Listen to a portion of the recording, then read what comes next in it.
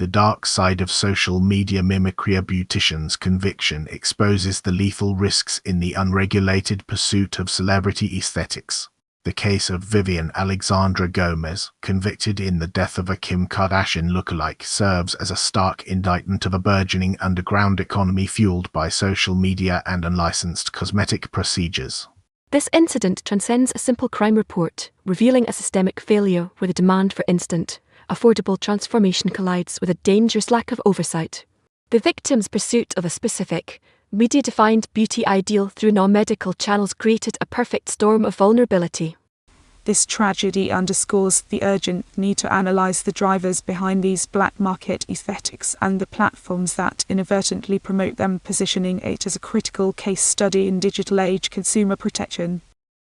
Anatomy of a black market procedure. The conviction hinges on the administration of illicit silicone injections, a common yet perilous shortcut in underground cosmetics. The technical background of this case centers on the use of industrial-grade or non-medical silicone for body contouring, a practice notoriously prevalent in unregulated markets. These substances, when injected by unqualified individuals, can migrate through the body, cause embolisms, lead to granulomas, and result in systemic organ failure. The status quo is defined by a significant accessibility gap, high cost, licensed surgical procedures versus low cost, readily available illicit alternatives promoted through social networks and word of mouth. Underlying drivers include the powerful influence of celebrity culture disseminated via platforms like Instagram, economic disparities that limit access to safe care, and a regulatory environment that struggles to police a diffused clandestine service industry operating in private homes and informal settings.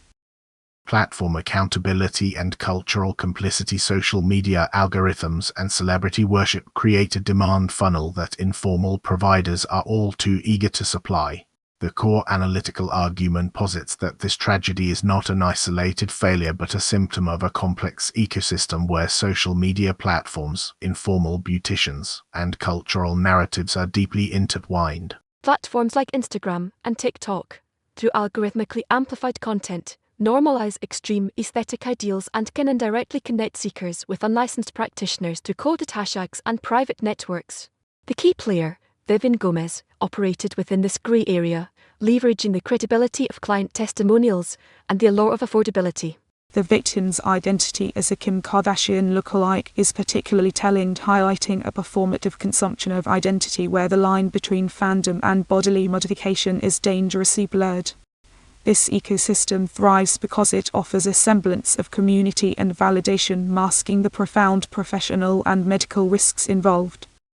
A regulatory imperative in the attention economy. Without targeted intervention, the convergence of social media influence and underground services will produce more casualties. The strategic verdict is that reactive legal consequences for individual practitioners like Gomez are necessary but insufficient. The predicted consequence of inaction is a continued rise in morbidity and mortality linked to cosmetic tourism and underground procedures, disproportionately affecting economically marginalized groups. The final assessment requires a multi-pronged approach. Regulatory bodies must enhance crackdowns on the illicit sale and use of injectable materials, while social media companies must be pressured to develop more robust policies against the promotion of non-medical procedures. Strategic next steps include public health campaigns that directly counter misinformation on aesthetic platforms and legal frameworks that hold digital platforms partially accountable for facilitating access to demonstrably harmful services. The opportunity lies in leveraging this case as a catalyst for redefining consumer safety standards in the digitally driven personal aesthetics market.